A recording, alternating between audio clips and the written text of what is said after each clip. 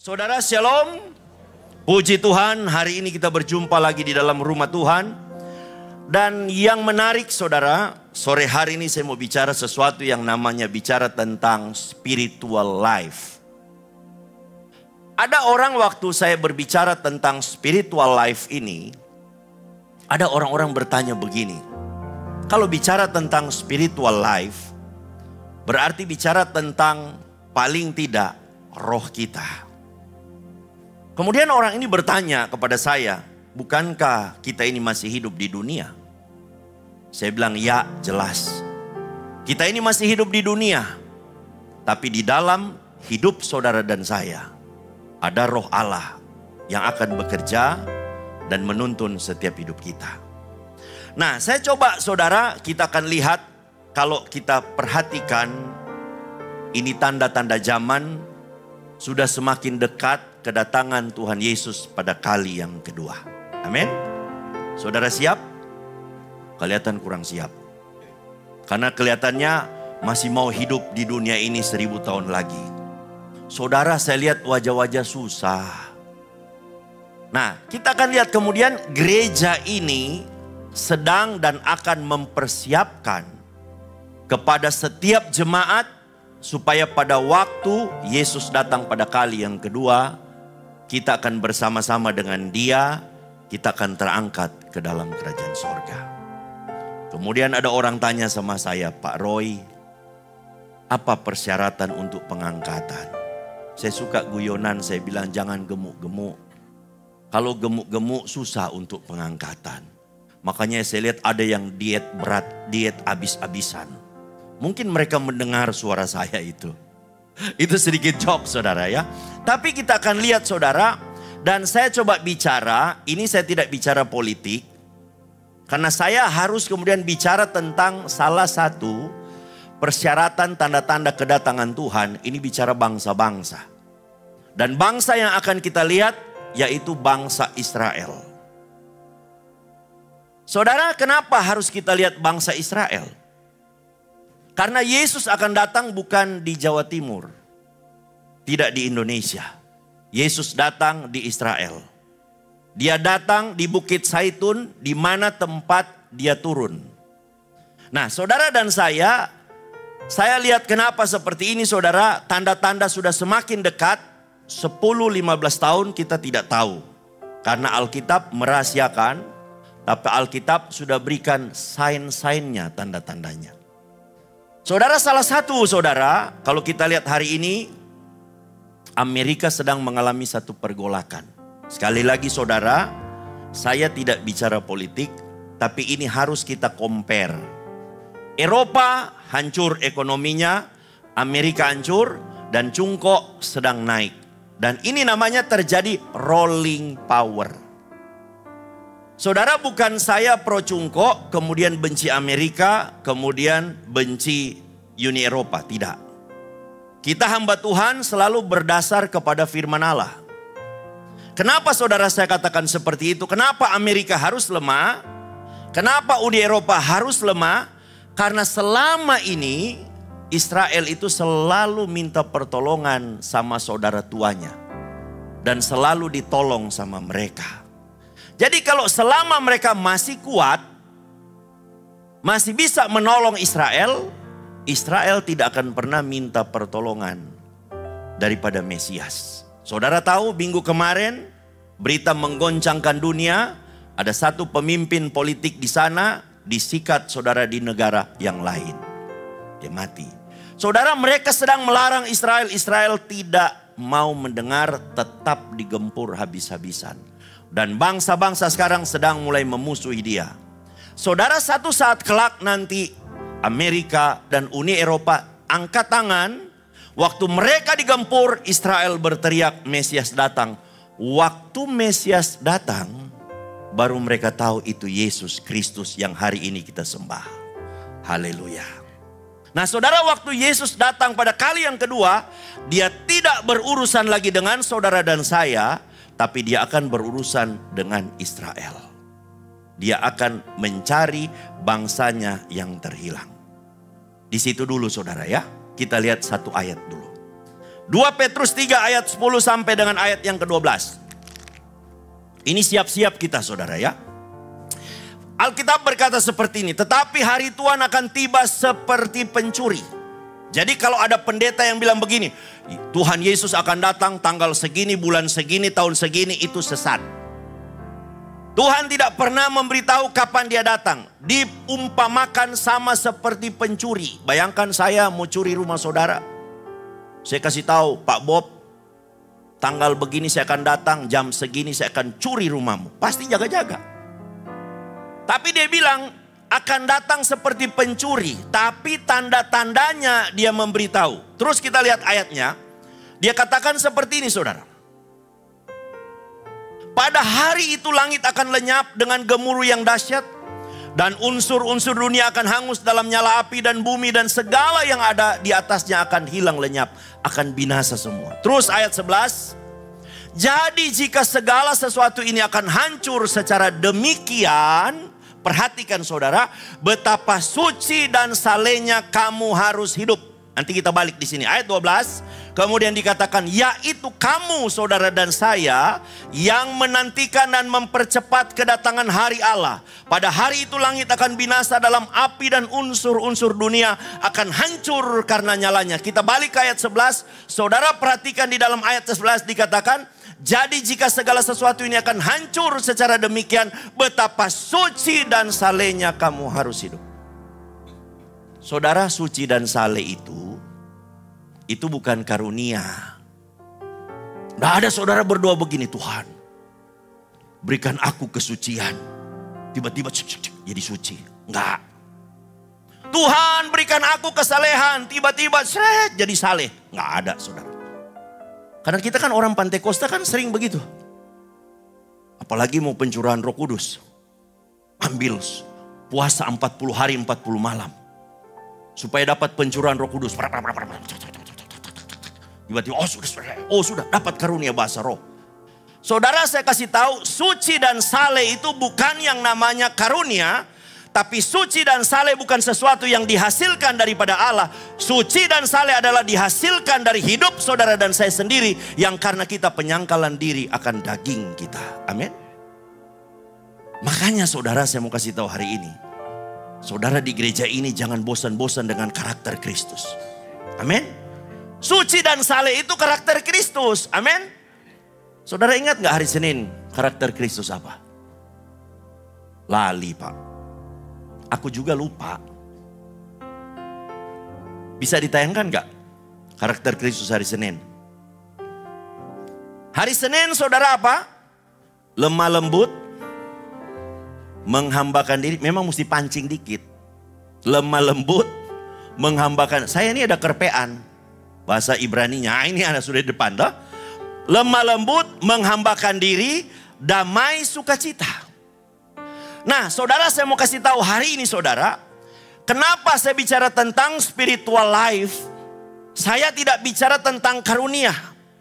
Bicara spiritual life itu sesuatu yang dihasilkan dari hidup saudara dan saya. Dan itu yang akan dipuji oleh Allah. Saya kasih contoh lagi saudara. Kelihatan saudara ini kurang yakin. Saya kasih tahu saudara. Waktu di perjanjian lama, setan datang sama Allah kan, naik turun sorga dia. Tapi sekarang gak usah takut, setan sudah gak naik turun sorga.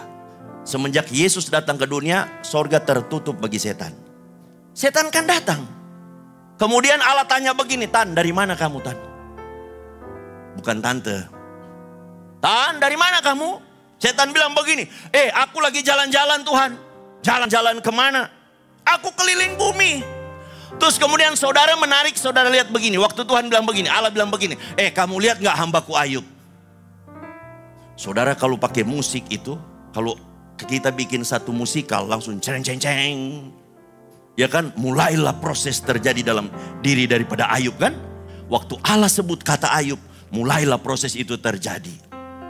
Kamu lihat hidup dari hambaku Ayub. Saudara lihat, Tuhan tidak, Allah tidak bilang begini, hambaku Ayub orangnya kaya, rumah tangganya bagus, tidak. Tapi Allah berkata, kamu lihat hambaku Ayub, orangnya jujur, orangnya saleh, dia menjauhi kejahatan. Dari sini kita menarik satu kesimpulan. Allah tidak pernah memuji yang namanya karunia. Tapi Allah akan memuji kalau karakter itu keluar dari hidup saudara dan saya. Amin. Kita lihat lagi saudara ya. 1 Yohanes 5 ayat 7 sampai ayat 8. Nah ini mulai saya coba masuk saudara ya.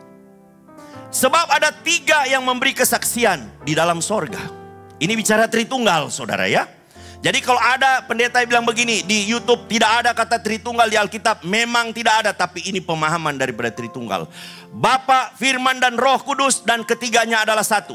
Tidak ada satupun orang yang bisa lihat Bapa, tidak ada satupun orang yang bisa lihat Roh Kudus. Tidak ada yang bisa. Dengar suaranya bisa, karena ini roh. Tapi yang namanya Firman yang sudah turun jadi manusia, Yesus itu bisa dilihat. Makanya tiganya adalah satu. Terus kemudian ayat yang ke-8 dia bilang begini saudara. Dan ada 3 yang memberi kesaksian di bumi. Roh dan air dan darah. Dan ketiganya adalah satu. Saudara lihat saya hari ini berdiri di sini. Yang namanya Roy ini harus ada 3 unsur. Satu bicara tentang tubuh. Tubuh saya ini harus ada dulu saudara. Ada daging, ada tulang. Baru kemudian ada air, saudara. Ini tubuh bicara air, kemudian ada darah. Nah, kalau hanya ada air dan ada darah, itu saudara tidak ada roh. Saya itu namanya saudara Blackie. Saudara tahu Blackie? Anjing saudara. Binatang, saya hewan. Karena kalau hewan itu cuma ada, dia tubuh dan darah. Dia tidak ada roh. Kalau ada pendeta yang bilang begini, anjing kesayangan saya ada di sorga. Ini sesat. Saya pernah lihat itu. Anjing itu sesayang-sayangnya saudara, anjing itu tidak akan pernah ke sorga. Binatang tidak akan pernah ke sorga. Yang di sorga itu hanya manusia, saudara dan saya. Jadi kalau cuma ada yang namanya tubuh dan darah, itu bukan manusia. Tapi kemudian ada roh yang dikatakan. Itu roh itu dihembuskan kepada saudara dan saya. Dan roh itu ya adalah roh yang datangnya dari Allah. Roh itu tidak datang dari dunia. Dan ketika saya mati saudara, manusia mati saudara, yang naik ke sorga adalah roh. Amin. Ini supaya saudara memahami. Makanya kita orang Kristen, jangan lagi bilang begini, oh Kristen tidak boleh dikremasi, sesat. Saudara mau dibakar nggak apa-apa. Saya bilang sama istri saya itu berdoa, saya bilang sama istri saya berdoa, saya bilang Tuhan kalau boleh saya pengangkatan. Kalau nggak pengangkatan, mati, saya bilang sama istri saya, kamu mau bakar terserah. Asal jangan dimakan. Jadi barbecue, Korean barbecue itu kan daging dibakar. Saya bilang gak apa-apa. Kamu mau bakar, kamu mau buang, terserah. Karena yang balik itu roh. Alkitab berkata, daging itu tidak mendapatkan tempat di sorga. Itu yang balik roh. Roh itu yang balik ke sorga. Makanya saya seringkali, kadang-kadang saya lihat ini orang Kristen kita ini aneh-aneh. Alkitab bilang kan orang mati tidur toh. Betul nggak? Tapi kenapa orang tidur pakai jas? Saudara lihat kan di peti mati kan pakai jas. Pakai jas. Pakai sepatu saudara ya. Pakai dasi. Didandanin saudara. Kalau perempuan itu kan didandanin saudara. Saya bilang sama istri saya kalau saya mati. Kasih pakai payama. Kan tidur. Piyama saudara. Wanita-wanita gak usah didandanin saudara. Kan tidur gak ada saudara. So ada gak wanita tidur dandan? Di make up dulu, baru tidur. Nggak ada saudara. Jadi saudara nanti balik itu roh. Nah ini yang saya mau bicara hari ini. Karena setan pernah komplain sama saya. Saudara nggak percaya tuh? Karena ini cerita saya. Itu triknya pendeta saudara. Setan komplain, setan bilang begini. Pendeta, kasih tahu sama jemaat-jemaatmu. Saya bilang kenapa Tan? Itu mereka itu suka menyalahkan saya. Padahal mereka berbuat itu keinginan mereka, bukan karena dorongan saya. Saya pikir-pikir saudara setelah saya renungkan. Ternyata saudara kita kesampingkan dulu setan. Karena setan itu memang sudah salah. Tapi ketika saya pelajari tentang tubuh, jiwa, dan roh. Saudara tahu. Di dalam hidup saudara dan saya ini yang mempengaruhi. Sehingga kita itu tidak bisa ke dalam kerajaan sorga. Yaitu pikiran dan perasaan yang saya rangkum berbicara dalam satu yang namanya jiwa. Amin. Saudara percaya enggak? Hari ini kita banyak kan dipengaruhi perasaan. Perasaan kita ini loh. Gereja hancur karena perasaan. Oh ada pendeta saudara, ada pendeta bukan di sini. Enggak dipasangkan fotonya. Tersinggung. Keluar dari gereja. Buka gereja baru. Itu saudara bayangkan. Itu perasaan. Suami dan istri karena perasaan pisah. Saya tanya sama istrinya, kenapa kamu pisah? Bojoku iki loh. Kenapa? Dia udah gak anggap saya lagi. Dulu waktu masih muda aku diantar-antar. Sekarang saya sudah gak diantar-antar lagi. Tersinggung aku. Wah saudara bayangkan. Karena saking tersinggung terus saudara, jadi akar pahit. Di gereja ini sama juga. Kadang-kadang saya lihat, kenapa jemaat ini sudah gak ada? Pindah gereja Pak, kenapa? Tersinggung. Berarti kan perasaan. Nah saudara tahu saudara, roh kita ini yang Tuhan berikan kepada kita, itu yang harus mengendalikan setiap jiwa kita. Nah kita lihat ya, Bilangan 14 ayat 24. Bilangan 12 ayat 24 berkata begini. Tetapi hambaku Kaleb, karena lain jiwa yang ada padanya, dan ia mengikut aku dengan sepenuhnya, akan kubawa masuk ke negeri yang telah dimasukinya itu, dan keturunannya akan memilikinya. Saudara, Kaleb ini termasuk dalam 12 pengintai. 10 pengintai tidak masuk di tanah perjanjian. 10 pengintai ini tidak masuk di tanah Kanaan. Yang masuk hanya Kaleb dan Yosua. Karena ini saudara, jiwa yang ada di dalam diri Kaleb itu berhasil ditaklukkan oleh roh yang ada di dalam diri Kaleb. Nah makanya saudara, berarti saudara mungkin tanya sama saya, Pak Roy, kalau begitu apa resepnya untuk supaya roh kita menjadi kuat? Saudara nggak bisa ketunjungan. Saudara nggak bisa ke PTC. Cari toko, beli makanan roh. Kalau daging kita ini lapar, kita kasih makan. Tapi roh itu tidak bisa kita kasih makan dengan yang namanya makanan. Ada makanan khusus bagi roh. Saudara mungkin bilang begini, penyembahan. Saudara, penyembahan belum untuk menjadi makanan roh. Karena saya lihat banyak orang penyembah, itu hidupnya itu suka tersinggung.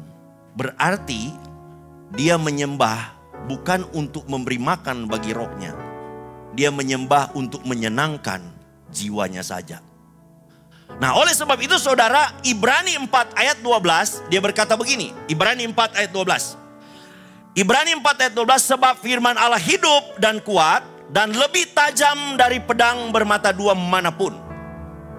Ia menusuk amat dalam sampai memisahkan jiwa dan roh. Saudara perhatikan kata roh itu huruf kecil. Berarti itu bukan bicara roh Allah, tapi roh saudara dan saya. Jadi ketika saudara dan saya hari ini, kalau saudara dalam keadaan terpuruk, dalam keadaan susah, jiwa saudara berontak, berarti roh saudara itu lemah. Makanya roh saudara harus diberi makan yang namanya firman Tuhan. Amin. Makanya pagi-pagi itu baca firman dulu bos. Malah saya lihat pagi-pagi isi status. Di Facebook, di Instagram. Saudara nggak percaya, saya ini gembala media, saya suka lihat kok. Tapi paling nanti sebentar saya diblok lagi. Saya suka khotbah begini, saya banyak diblok. Saya sudah nggak bisa pantau, mana nih orang nih. Saya tanya mana saya, papa sudah diblok. Waduh saya diblok gara-gara saya khotbah. Karena saya lihat itu masalah itu muncul itu bisa di Instagram, bisa di Facebook, isi status. Tapi ya saya lihat kalau orang-orang perjanjian lama sebelum air bah pasti nggak ada Facebook. Nggak bisa saudara. Itu orang-orang zaman saudara umur-umur 70-an nggak ada Facebook. Tapi mama saya canggih 77 ada Facebook. Dan bisa pakai lagi gaya begini lagi dia. Waduh saya bilang memang mama saya hebat nih memang. Luar biasa. Nah jadi saudara ini kuncinya saudara ini makanan. Yang harus diberi makan itu adalah firman. Makanya waktu pagi saudara, waktu saudara buka mata pagi, saudara duduk, saudara berdoa, saudara baca firman. Kalau saudara baca firman berarti roh saudara sedang diberikan makan. Kalau sudah diberikan makan bagi roh saudara, maka tindakan hidup saudara itu, cara berpikir saudara pasti saudara akan mulai berpikir pikiran Kristus. 1 Korintus 2 ayat 14 sampai 16 kita lihat. 1 Korintus 2, 14, 16. Tetapi manusia duniawi tidak menerima apa yang berasal dari roh Allah. Karena hal itu baginya adalah suatu kebodohan. Dan ia yaitu manusia duniawi yaitu daging kita tidak dapat memahaminya. Sebab hal itu hanya dapat dinilai secara rohani.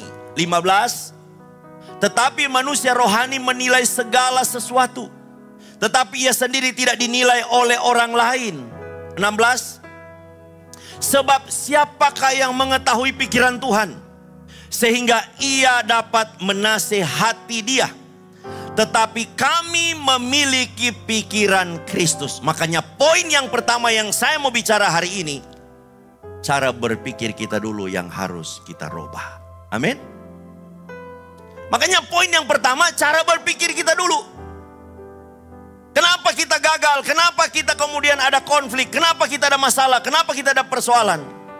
Karena cara berpikir kita yang salah. Makanya Tuhan minta rubah cara berpikirmu hari ini. Kalau begitu saudara bilang begini, berarti saya rubah cara berpikir, saya mesti pergi ke bengkel mana dirubah. Kuncinya kembali lagi semua kepada firman.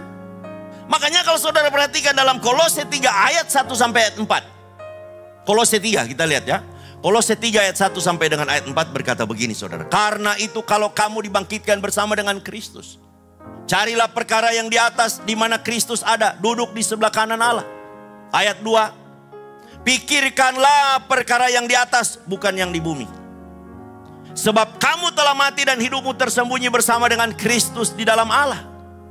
Apabila Kristus yang adalah hidup kita menyatakan diri kelak, kamu pun akan menyatakan diri bersama dengan Kristus dalam kemuliaan. Berarti saudara akan bilang begini, waduh kalau begitu Pak, kita berarti pikir-pikir terus apa yang Tuhan pikirkan. Berarti hafal ayat. Tidak. Saudara tahu, surga itu, Tuhan itu selalu memikirkan bagaimana yang namanya sukacita, damai, sejahtera. Surga itu selalu memikirkan itu saudara. Tapi kalau kita yang dikuasai oleh perasaan kita, oleh pikiran kita, itu beda. Karena kalau perasaan maunya untung, dia gak mau rugi saudara. Maunya cuan terus itu. Kalau perasaan itu selalu aku dulu, itu ego saudara. Tapi kalau roh beda. Roh selalu mengutamakan pikiran Tuhan.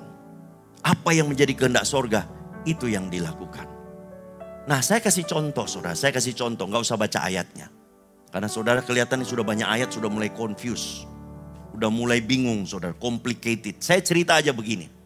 Satu kali Tuhan Yesus tanya begini sama murid-muridnya. Menurut kamu siapakah aku ini? Terus kemudian ada yang bilang begini. Oh kamu adalah Elia. Engkau adalah Yohanes Pembaptis dan sebagainya. Mereka sudah sebut seperti itu. Tapi kemudian Yesus tanya lagi. Menurut kamu siapakah aku? Petrus tampil dan berkata, engkau adalah Mesias, anak Allah yang hidup. Kemudian Yesus berkata, Yesus nggak memuji kepada Petrus dan berkata, kamu hebat Petrus. Tidak. Tapi dia berkata, berbahagialah engkau Petrus. Karena yang menyatakan itu bukan kamu, tapi Bapakku yang di sorga. Berarti yang bicara itu saudara, walaupun dalam wujud Petrus, tapi yang bicara adalah rohnya. Tapi dalam sekejap, waktu Yesus mulai cerita Anak manusia itu akan disalibkan. Anak manusia itu akan mati. Anak manusia itu akan disiksa. Tampillah Petrus yang berkata sebelumnya, engkau adalah Mesias, anak Allah yang hidup. Yesus, kemudian Mesias berkata, kiranya jangan itu terjadi daripadamu. Kemudian Yesus langsung berkata, enyahlah iblis. Bayangkan, dari pribadi yang sama, ada keluar dua sumber. Yang satu berkata bahwa Mesias, Yesus adalah Mesias. Tapi yang satu berkata, jangan sampai terjadi itu daripadanya. Karena yang berbicara adalah perasaan daripada Petrus. Hari ini kerap kali kenapa kita salah dalam gereja? Hari ini kerap kali kenapa kita salah dalam pengiringan kita kepada Tuhan? Karena seringkali yang dominan adalah perasaan kita. Kalau begitu saudara bilang begini, Pak Roy gak perlu pakai perasaan. Enggak dong. Saudara tahu perasaan dan pikiran itu Tuhan lengkapi dalam hidup saudara dan saya. Bukan kemudian dia dominan. Saudara, saya kasih tahu. Kenapa orang itu bisa istri 2, istri 3, istri 4, istri 5? Kan karena perasaan tuh. Saya ini saudara bisa 2, 3, 4 bisa. Apalagi di Manado. Saya di Manado model begini tuh masih dikedip-kedipin mata loh. Perasaan saya agak tergoncang. Kadang-kadang lihat dikedip mata saudara. Wah, tapi roh saya kuat. Nah itu saudara, itu kuncinya cuma satu. Roh saya bilang begini, woi, ada kekasih hati di rumah yang sedang menunggu. Ya kan, itu roh saya bicara. Roh saya bilang begini, hei, jangan kau lihat tuh yang model-model begitu nanti kau masuk neraka. Nah, ya kan? Langsung, oh iya benar ya. Jadi saudara, ini yang kendalikan hidup saudara dan saya bukan perasaan. Makanya kalau istilah di Manado saudara, ada simpanan-simpanan itu loh. Jadi kalau di Manado ada istilah, kalau istri sah itu 01. Nah, kalau simpanan itu 02, 03. Nah itu saudara, ada 02, 03. Kalau tidak kawin, 0 double. Nah itu saudara, itu yang terjadi. Jadi saudara harus tahu hari ini, makanya kalau pikiran kita tidak dikuasai oleh pikiran Kristus, akhirnya yang terjadi, kita terbawa oleh perasaan. Karena kalau perasaan itu terluka, saya kasih tahu saudara, ini bahaya sekali. Kalau perasaan terluka, perasaan itu perintah sama pikiran. Saya dulu saudara, saya jujur bicara, saya dulu juga bukan saya ini juga kebal-kebal amat. Saya juga sempat dulu agak down. Ini saya buka-bukaan dikit karena saya masih manusia. Saya pikir saya mau keluar dari gereja BES. Karena perasaan saya terusik. Tapi karena roh ini kuat. Kalau saya ikuti perasaan saya, sudah ada sinode baru. Bestie Church. Pecahan dari Bestie Church. Nah itu saudara. Saudara tahu kenapa gereja pecah kan? Karena perasaan tahu. Merasa mau jadi pemimpin. Makanya kalau nggak diangkat, dia buka sendiri. Itu perasaan. Makanya saya bilang tidak semua gereja datangnya dari Tuhan. Hati-hati loh. Ada gereja itu lahir karena sakit hati. Amin. Saya harap saudara jangan buka gereja lagi. Kecuali kalau Tuhan suruh ya. Tapi ya banyak orang bilang Tuhan suruh. Padahal ya kita nggak tahu lah. Tuhan suruh atau enggak urusan dia sama Tuhan. Tapi semua itu nanti diproses lewat waktu. Yang kedua saudara. Kalau tadi kita merubah cara berpikir kita. Sudah berpikir kita rubah. Yang kedua harus berpikir yang baik. Nah, banyak orang sudah merubah cara berpikir. Tapi dia tidak berpikir yang baik. Nah Filipi 2 ayat 7. Filipi 4 ayat 7 sampai 8 berkata begini. Kita lihat. Filipi 4. Saudara lihat, damai sejahtera Allah. Firman Tuhan selalu bicara damai sejahtera. Kalau gereja ribut bertengkar, berarti tidak ada Yesus. Yang melampaui segala akal akan memelihara hati dan pikiranmu dalam Kristus Yesus. Ayat yang ke-8 saudara perhatikan. Jadi yang kita sudah dipelihara dalam pikiran Yesus Kristus dikatakan. Jadi akhirnya saudara-saudara semua yang benar. semua yang mulia, semua yang adil, semua yang suci, semua yang manis, semua yang sedap didengar, semua yang disebut kebajikan dan patut dipuji, pikirkanlah semuanya itu. Jadi saudara, kalau hari ini saudara ketemu ada pasangan saudara yang kelihatan itu, perasaan saudara berkata, ini sepertinya aku gak dianggap sama pasanganku. Tapi kalau saudara lihat, saudara mulai memikirkan, oh dia melakukan itu dia melakukan di dalam kebenaran, saudara harus menerima. Karena itu apa? Berpikir yang baik. Ada orang yang bilang begini, Tuhan jahat. Ada saudara. Saya bilang, kenapa Tuhan jahat? Tuhan kasih peraturan, enggak boleh ini, enggak boleh ini, enggak boleh, enggak boleh ini. Dia kan selalu, makanya yang dia pikirkan itu selalu negatif. Saudara, saya kasih tahu, orang yang terbawa perasaan itu selalu ujung-ujungnya negatif. Itu perasaan. Saya suka guyonan begini saudara. Biasa kalau orang pendiam, itu biasa main perasaan. Gampang terluka itu orang pendiam. Yang suka melukai yang banyak ngomong. Ya saya satu. Saya ini suka ngomong, makanya suka melukai saudara. Saudara tahu kalau orang terbawa perasaan, itu ujung-ujungnya itu sakit mah. GERD. Saya ini anti GERD. Karena memang muka saya tebal. Anti tersinggung saudara. Karena bagi saya begini. Orang mau ngomong apa silakan. Saya gak mungkin terusik saudara. Itu mulut-mulut dia. Dosa-dosa dia. Bayangkan saudara.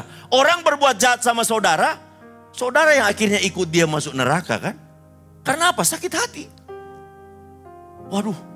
Aku ini kok Isa diomongin DE kayak ngono. Ya kan? Bisa-bisanya dia ngomong begitu sama saya. Ada satu bilang, Pak, itu loh Pak. Dia ngeluh sama saya. Saya bilang, kenapa? Dia itu olok-olok saya. Dia ngomong apa sama kamu? Saya ini sakit hati Pak. Iya, dia bilang apa? Aku dibilang gemuk. Gemuk gak aku Pak? Yang saya lihat, ya gak gemuk sih. Tapi poco-poco. Wah, Bapak juga hina saya. Saya bilang kan enggak apa-apa. Gemuk itu kalau orang saudara yang mentalnya kuat.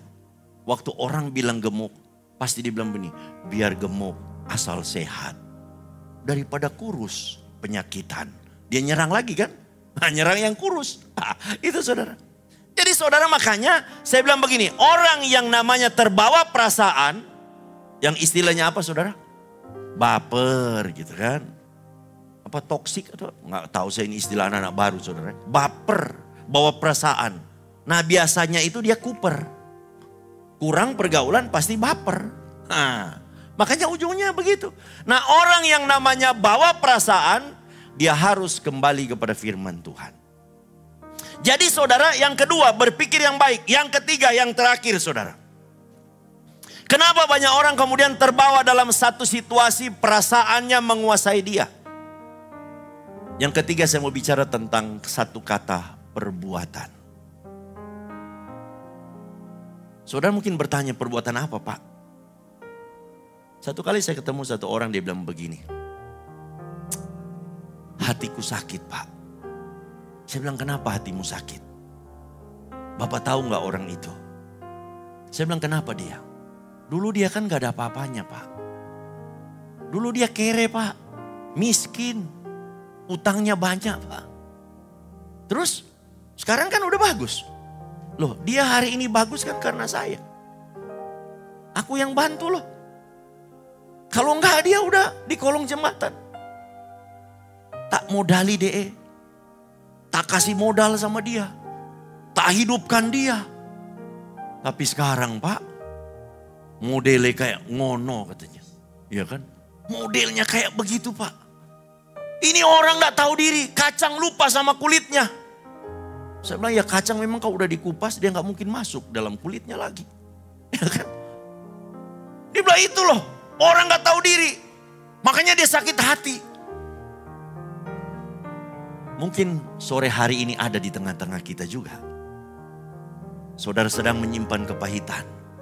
Karena saudara pernah menolong orang. Dan orang itu mulai melupakan saudara. Saudara, satu ayat firman Tuhan kita lihat. Matius 5 ayat yang ke-16. Matius 5 ayat 16 berkata begini. Demikianlah hendaknya terangmu bercahaya di depan orang. Supaya mereka melihat perbuatanmu yang baik dan memuliakan Bapakmu yang di sorga. Makanya saudara, kalau kita lihat di Matius 5 ini sebelum ayat 16, itu dia bicara tentang terang dan garam. Saudara dan saya diutus Tuhan ke dunia ini untuk menjadi terang dan garam.